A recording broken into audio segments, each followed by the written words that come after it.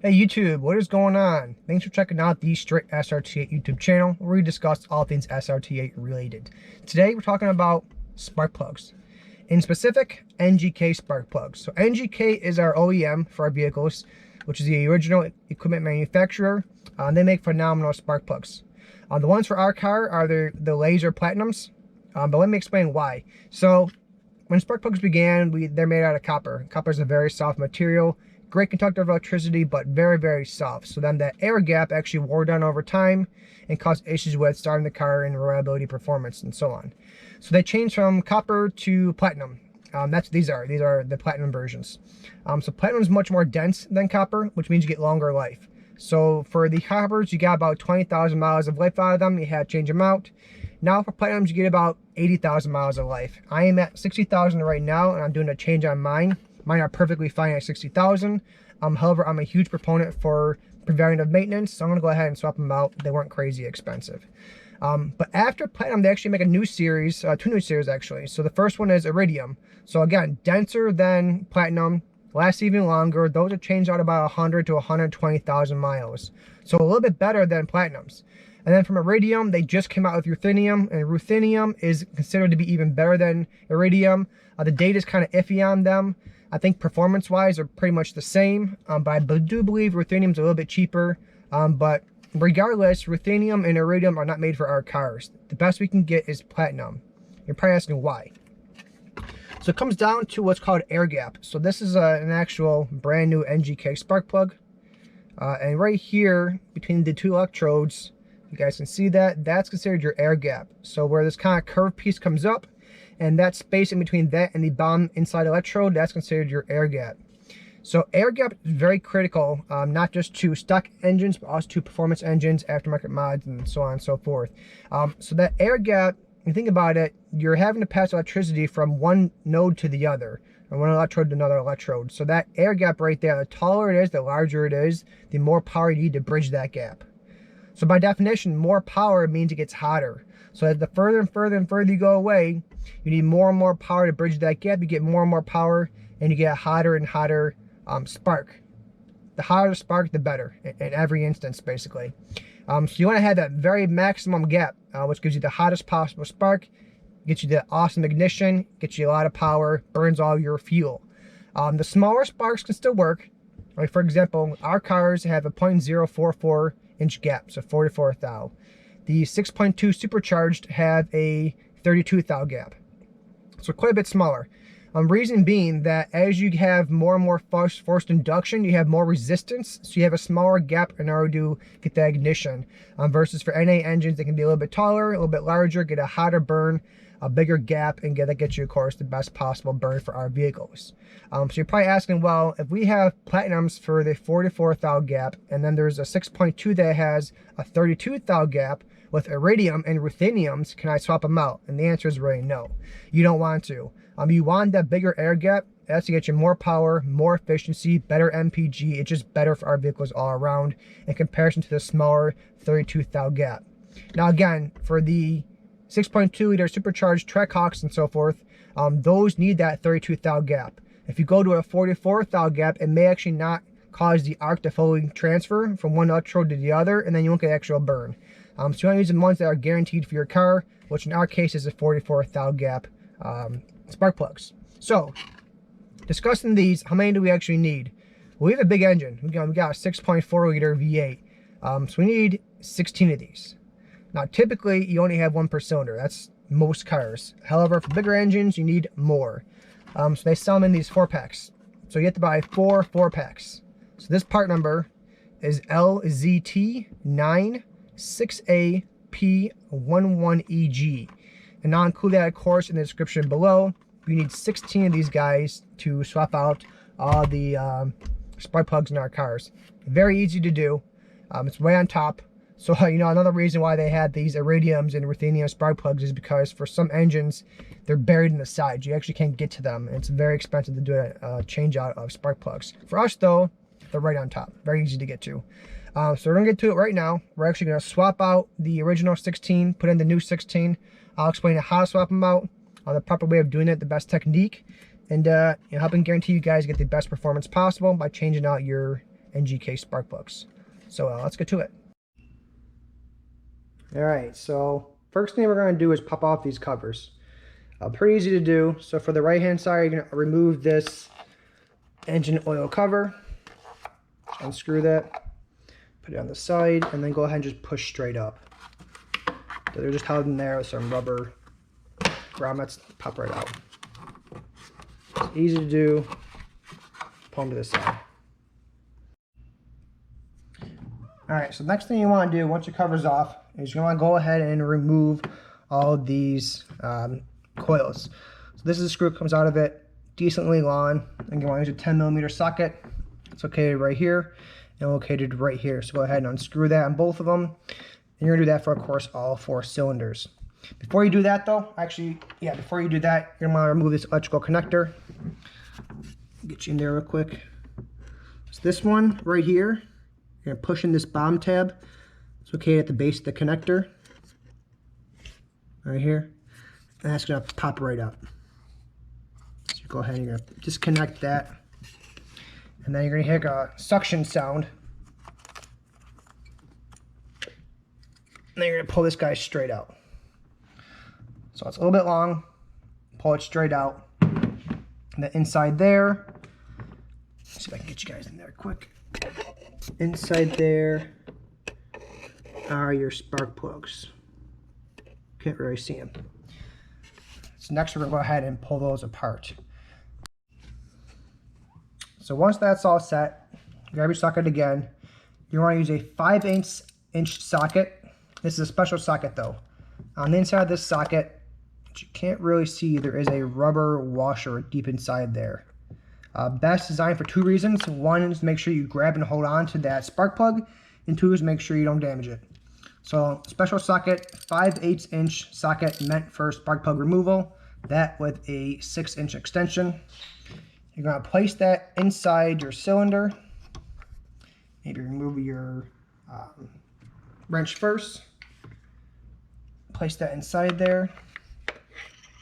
And you want to use your hand to locate it and make sure that you actually can feel it. So if you try and twist it, it won't twist. Super important to do this by hand and not with any kind of equipment. No impact button, whether it's pneumatic, electrical, doesn't matter. Do not use any kind of impact wrench. Then once it's on there securely, go ahead and put in your wrench.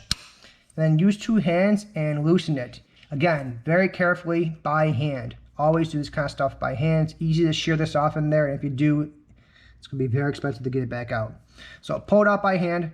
Loosen it, use both hands, and then once it's loose, even after it's loose, again, can use your hands and to pull this out all the way. So I'm going to do that right now. Now, a couple of tips. So first things first, check this guy out. You can see right there, it's obviously brown, right? It's been used, it's got 60,000 miles on it, but it's not in bad shape. So I'm going to do a video in a second where I actually show you guys all of these and compare them all to a new one, but for right now, this is what you get. But it looks good. Make sure it's not damaged, make sure it's not bent, make sure there's no dings on the top of this.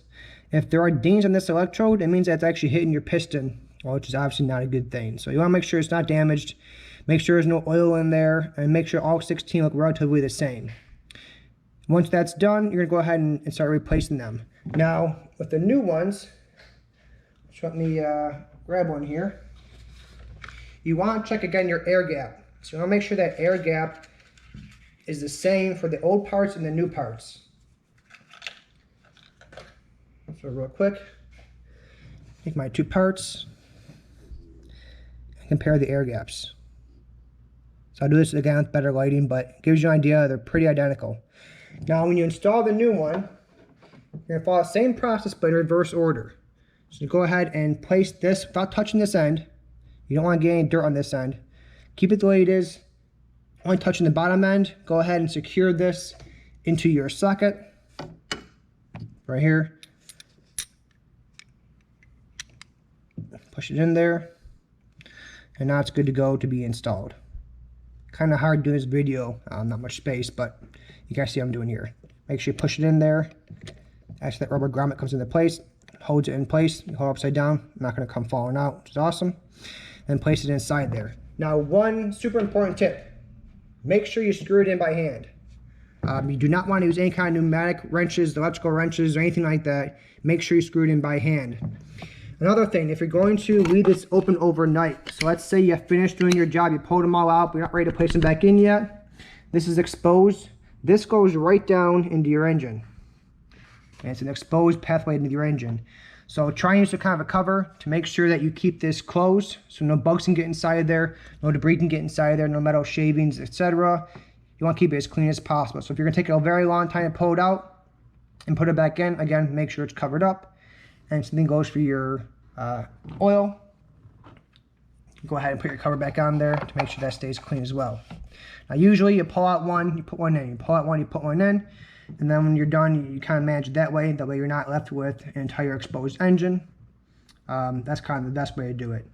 But let's go ahead and compare the new and the old parts and see how they actually stack up. Alright, so here we got it. New versus old. Trigger my camera to focus. As you can see by looking at them, obviously the one on the left looks brand new. The one on the right is old and worn. But nowhere do you see any kind of oil or debris. I mean, the metal electrode on top isn't bent. They're both in the similar shapes. The other electrode part in the center of the spark plug is nice and sharp. It's not super worn out. There's no gunk in there. Again, there's no oil. There's no debris. There's not any kind of uneven wear patterns. Now this looks good. So you can tell that the part will probably be a little bit last a little bit longer without needing to get replaced. But I'm already here, so I'm going to do it. And then you want to compare all 16 used parts. So again, after making sure that the new parts match the old parts, compare all 16 old parts to make sure there isn't any uneven wear between those 16 components as well, just to make sure that they are wearing uniformly and there's no issues with the engine. Alright YouTube, here we have half of my spark plugs. Doing a quick comparison here for you guys. Hopefully you can see pretty well. They're all pretty similar. I mean, there's not a goop of oil in one cylinder versus another. Pretty even wear. Like this one right here and this guy right there had probably a little more brown than some of these other ones. But nothing crazy. Not any kind of significant issue, nothing to worry about. Air gap looks the same, equal wear and tear on all of them. So all in all, if you were to have 60,000 miles on your Jeep like I do, pretty safe bet you do not need to change out your spark plugs. Alright, so I finished changing out my spark plugs. They're all back in there. Now we're going to go ahead and put our coils back in. So mine I put in order, the way I know where they came from. It's always a good idea to keep things in order. Gotta make sure it's clean. Go ahead and pop that down in there, make sure the holes line up. Make sure your electrical connector is facing upwards. It's kind of hard to see, but mine is facing upwards right here. Go ahead and push that in till you hear a nice snug. And then, real important here, make sure you plug in your electrical connector until you hear a nice click. Hear that nice click? Not secure. Give it a pull, make sure it's in there. Go ahead and tighten them down. Again, use these screws right here. You got 2 per coil pack. And that's basically it. Make sure connection's solid. Make sure it's tightened down firm. Make sure you push it in by hand first, of course, to make sure it seats properly. Because these coil packs, this inside piece right here, actually fits inside your spark plug. Let me grab one of my old spark plugs. This old guy. They fit right inside there. And you want to push it in to make sure it actually fits in there well. Otherwise, it won't make a good connection. One other comment. If you happen to drop these, your new ones, my recommendation, throw it in the garbage. If you drop it and it hits this part right here, where it has 2 electrodes, and it bends this in and makes it touch too close, it's going to spark too soon. It's going to cause misfire issues. If it drops and pushes it away, it may not make any contact at all, causing misfire issues. For the $8 or so it costs to replace one of these, if you drop it, I recommend replacing it. Definitely do not try and bend it back. Even if you have gauges that are at exactly 44 thou and you bend it back, you may damage this electrode to the point where it's very loose and it's got a crack in it, and then it starts falling apart, making poor conductivity. So even if you have the right gap, I still recommend not using this part. Alright, so now we're about to fire this car up. I'll get you guys close to the exhaust because it sounds awesome. Get you a quick video and some clip of that. Now we're going to move over to the engine. I want to make sure we can actually make sure the engine visually isn't rocking back and forth, that I didn't miss anything, that there's no airs coming on, that can't hear any kind of abnormal noises. And then go for a quick sandy dry to make sure it's all good, and then we're all set with this. So here we go, starting it up.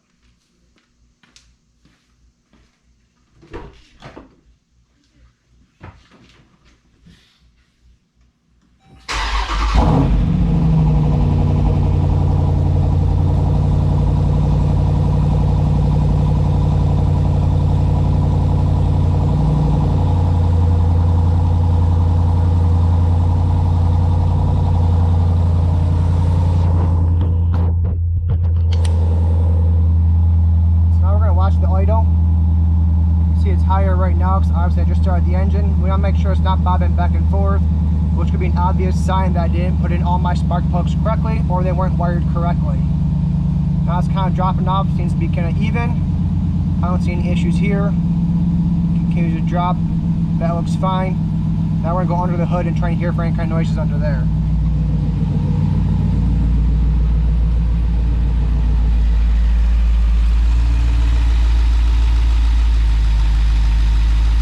This sounds good. Engine's not rocking back and forth. I can hear all of my injectors ticking. I don't hear any kind of abnormal misfiring or any issue like that. If it sounds out of place, it all sounds pretty good. So your last step's going for that final drive to make sure everything's good. As long as it is, you are all set and you are done. If you guys got any questions, as always, reach out in the comments below. I'll see you guys soon. Thanks for checking me out.